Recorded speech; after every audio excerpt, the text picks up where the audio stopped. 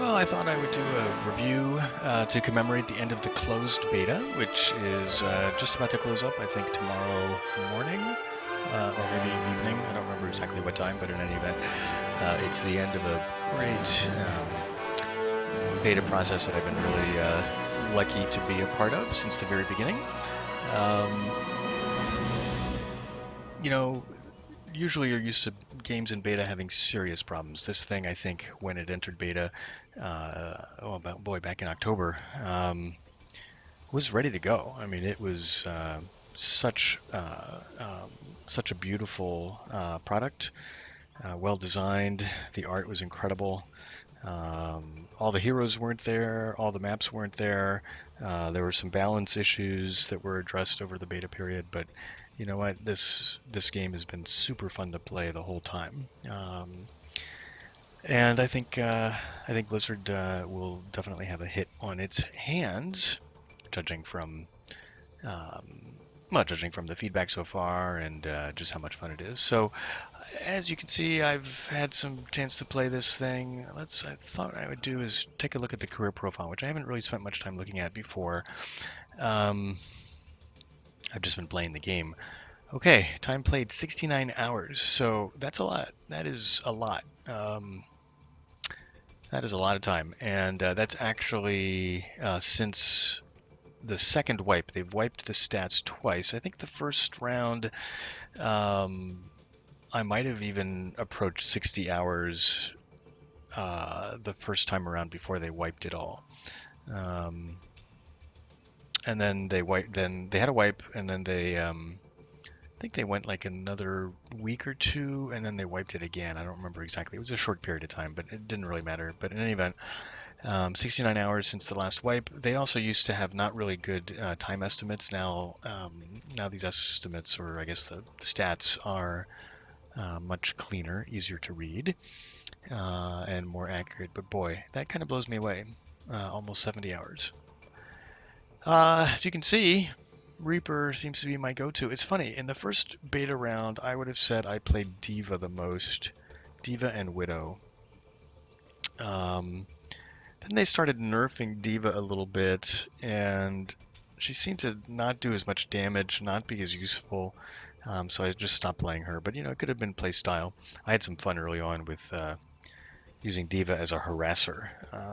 She's supposedly a tank, but her mobility is incredible. So she can just jump to the back line, harass a little bit, shoot out of there, a little bit like Tracer does.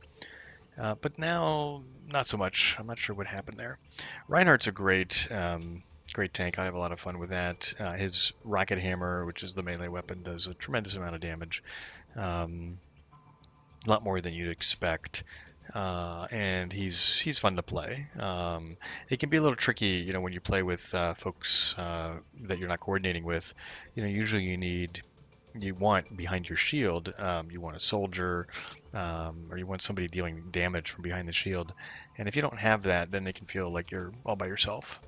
Um, so anyway, let me check this out. So Reaper, let's see. So I think, okay, all right. Now I did a little bit of competitive. They reset the competitive. I got up to 5-star challenger testing it out. They reset it again. I'm not sure why. Um, okay, 36. That's interesting. What's nice is they split up the competitive from quick play stats, because in quick play, at least the way I use it, I'll use it to play heroes I'm less familiar with. Like recently, I've been down here with Bastion, um, using him in recon mode a lot more. Um, I think Bastion was probably one of the first heroes I played with when the beta first came out, when he had that big shield in front of him, and then they decided that shield was a little bit too powerful. Um, and then I started playing him less, but he's actually pretty fun. His recon mode, which is basically when he runs around, his weapons is stronger than you'd expect. It seems like the fire rate is low, or let's say lower than, let's say, a soldier, but he seems to do equivalent damage. I don't know. Some people have all the stats. They seem to have some kind of inside access to get, or they figured it out. The exact damage caused per second for each of these heroes, but I don't have that. Um, Winston's a really fun hero. Again, his shield was nerfed recently, but they reduced the cooldown on his leap, and so jumping around the map, jumping on top of people, that is really fun. So I've had a lot of fun with him.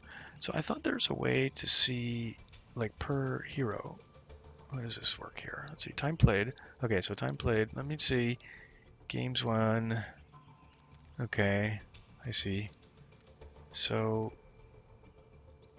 and now in the previous incarnation, they had wins and losses here, and I was pretty even, which I think is what they try to do with the matchmaker, is to make sure that you get a 50% win rate.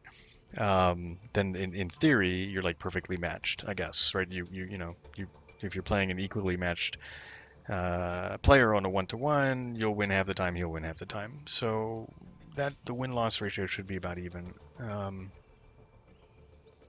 Let's see here. Win percentage. That's interesting. Yeah, well, this corresponds with what Blizzard has said. They said this at BlizzCon in November, that Symmetra had the highest win rate, and I think they said it was like a 70%. So when I play Symmetra, which I actually play a fair amount, yeah, see, she's sort of high up there for support. We usually win, and I swear I think it's the teleporter. Some people think it's the shield, but I think it's the teleporter. If you get your teleporter up, it helps your team so much to be able to get back into the action. So that's Symmetra.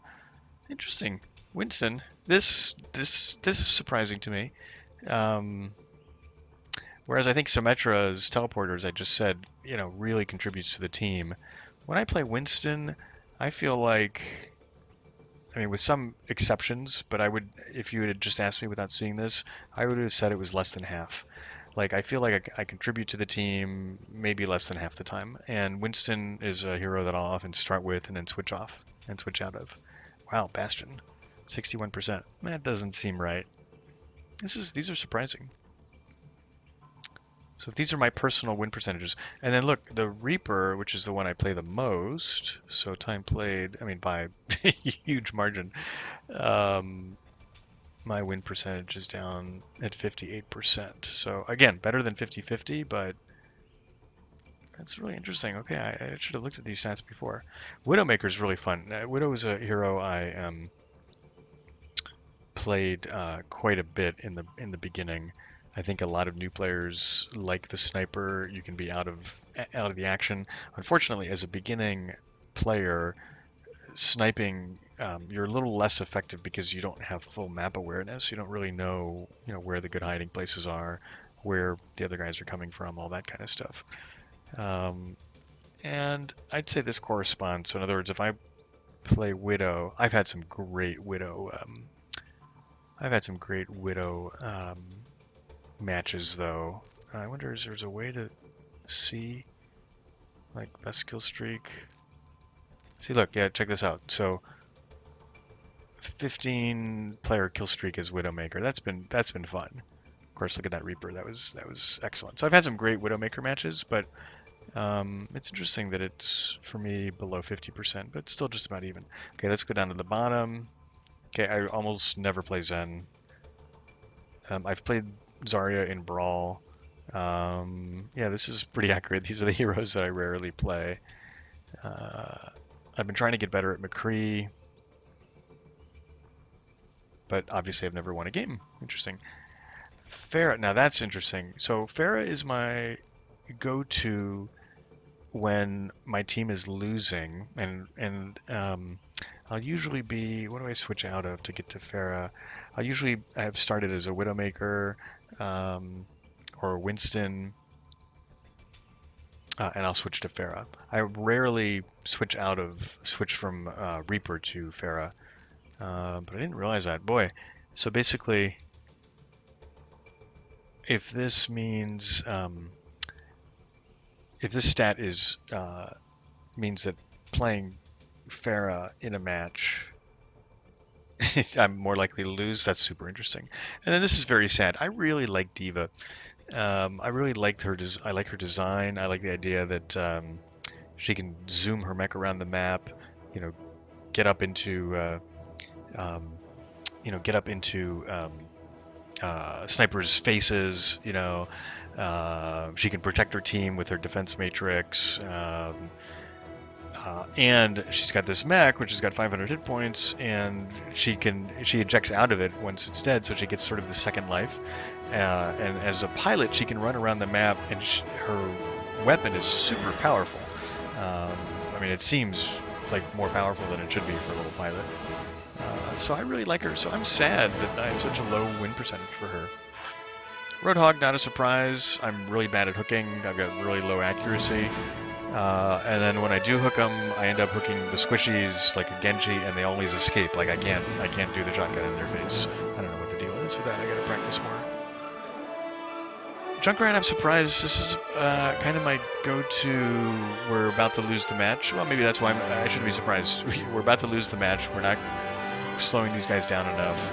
I'm gonna go Junkrat and just spam damage. And interesting. All right, so this is pretty fun. So let's see. Most eliminations 33 in a match. Yep. Most final blows 23. I remember some of those matches. Those are great. I wish you could save matches. That would be really cool to be able to save replays. What else do we have here? Weapon accuracy. That's not something I really care about because I'm often just spamming. Interesting that these would be up here. Okay, whatever. I'm not even sure what that means. Widow 36%. That's actually pretty good. For me anyway. Again, I think accuracy is not that important for a lot of these guys if you're just spamming. You need to cause damage. Obviously, you want kills, but it's a team game, and if you cause damage, somebody else gets the final blow or whatever, then that's all good. Okay, so I don't pay much attention to that. Eliminations per life. I haven't seen that. Let's check that out. Okay, well, Torbjorn, the turret guy. If you put a turret up against a team that doesn't know how to deal with turrets, then you're yeah. Look at these. Both of these are turret guys. Then you're gonna do pretty well. You just sort of hang back out of the fray. Although Torbjorn, he's not really out of the fray. He's in there causing damage, and he's running around the field trying to collect scrap from dead bodies, which can sometimes put him at risk if he's not careful. And the reason you want to collect scrap, obviously, is to create armor for your teammates, which is a big part of actually keeping your team survivable. The armor is interesting. It adds hit points, and then but it doesn't regenerate. So once the armor is destroyed, if somebody's picked up your armor, it's destroyed, and then they can pick up a new piece of armor. So you want to constantly be out there picking up scrap from the dead bodies and creating armor. That was something that I didn't realize when I first started playing Torbjorn. So that's interesting. So Widowmaker, this is, oops, sorry. Widowmaker, this is not surprising. It's, you play against teams that aren't really able to counter you. Hang on one second. I'm just going to message my friend here.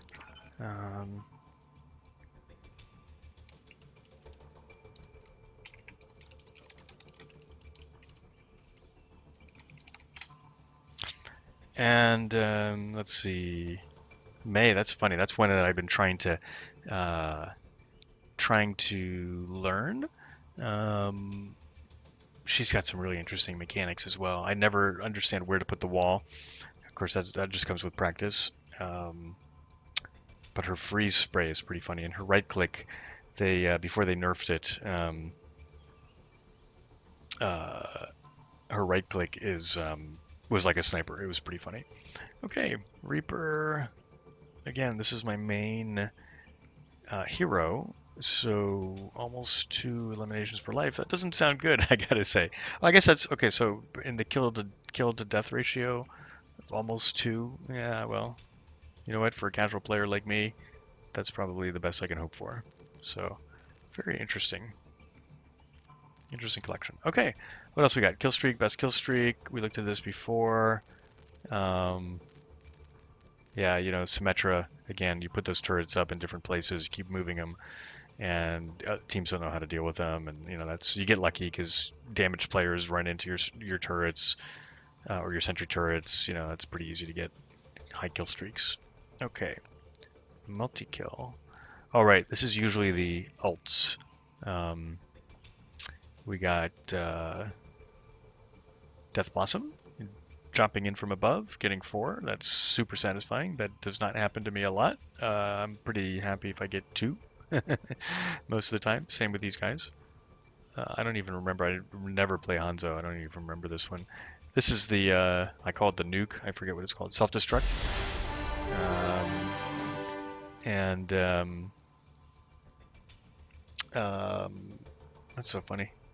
Uh, and you know what? If you can get a couple, you're feeling pretty good. So let's see. Tracer. Wow, I almost never play Tracer. I wonder when did this happen? That's like must have been an accident. Okay. Eliminations average. I see. Boy, this looks like I'm a better Tracer than I am a Reaper, but that's just not the case. That must have just been lucky. One time. Fun. Deaths average. Yeah, see? Hey, look at that. Tracer, you get killed a lot. McCree, don't really know how to play McCree. Bastion, you're always a target. Soldier, that's a bummer. Reaper, yeah, see, this corresponds to my experience, really survivable, I feel, on the field because he shifts away when he's close to death, and he can pick up souls to regenerate, and so that's pretty good. Very survivable. Reinhardt and the tanks down here. Interesting. Symmetra's usually in the back, out of the action. Roadhog self-heal. Widow's usually running around. Oh, this is fascinating. Very interesting stuff. Okay, final blows. I guess, I don't know what final... I think this must be... Final blow must be... final, where you're not... You didn't just deal damage. You dealt the final damage, I guess. So, alright, whatever. Fair enough. This is not as interesting as maybe solo kills, but do they have solo? Oh, there they do. Solo kills. There we go. Yeah, Widow, lots of solo kills. Makes sense. Reaper. Yeah, fun. Average. Oh, okay. Average per match. Yep. Okay. Fair enough. Interesting. Okay, objective kills. This is when you're killing heroes on the objective. Objective time, when you're pushing the cart, let's say. Yeah, this makes good sense. What I've got? Damage done. Of course, Bastion, you know what? The easiest way to do damage is taking down those Reinhardt shields, basically. That's what you're doing all day long. Okay. And then healing. Excuse me. I tend to play Lucio as a healer much more than Mercy, just because the area heal is much easier. I can't get myself positioned right. As Mercy, I'm always it's like hard to be hiding. The other team's always chasing you down. So I don't play a very good Mercy. So I always go to Lucio when we need support. All right, well that's pretty much the deal here. Play versus AI, I didn't really try. Let's see what else we got here. Competitive. Okay, yep. I sort of, as I said, I stopped when I got to 5 stars. I didn't want to get too far ahead of my friends who weren't really playing, and that is the deal. So that was kind of fun. Now what's this about here? Okay, statistics. All heroes. Competitive, quick play. Okay, so this is basically the same data, maybe, just in a different way. Yeah. Oh, time spent on fire. That's interesting. So now you could look at each hero. Let's go back to, let's say, Reaper. Interesting. 472 Death Blossom kills. Fun. Alright, well, I'm not going to go through every one of these. I just wanted this to be sort of a brief review and just sort of to commemorate the end of the closed beta because I didn't mention this at the top, but I'm sure you all know, all of this stuff is going away. All the stats are going away. And all these achievements are going away. This was all done for testing purposes. And we will be able to see this back again in either the beta or yeah, I guess the open beta, which is starting up in about a week, or when the game is in general release at the end of May. So these achievements are kind of fun too. I spent no time looking at these achievements, but they sort of pop up when you're playing, and I guess you can kind of figure it out. Okay, what else have we got here? That's pretty much the deal. You know, I'm not going to go through the fun skins. Who's got some good skins? Diva skins are probably the worst. I wish they would do some nicer skins. We've got these guys. These are sort of the big, you know, legendary skins, and they're just not that. I guess there's not a whole lot you could do with a mech like that. But on the other hand, you know, take a look at Zenyatta, who's got some really nice skins. Like there's one right there. You know, kind of some good legendary skins here. Of course, I never played Zenyatta. Oh, check that out. That's awesome. Look at that. So they got some good skins. And then, of course, Reaper's got some good skins. So this is the one you get when you buy the Origins Edition, which I did. Nevermore is probably my favorite. This is great. Check that out. Edgar Allan Poe. Look at the way the cape flies around, too. It's really cool. All right. Anyway, the skins are a fun part of the game. I played with this one a ton. But they're just there to look cool. So I wonder if I should put back my... Anyway, it doesn't matter. So I'm going to be earning those when the game comes out. And that's it. It's been a great beta. Look at that, 1.0.4.2. It's been a great beta. And it's been fun. And we will see you when the game is released or when the game's in open beta. All right. Anyway, thanks for watching, and we'll see you then. Bye bye now.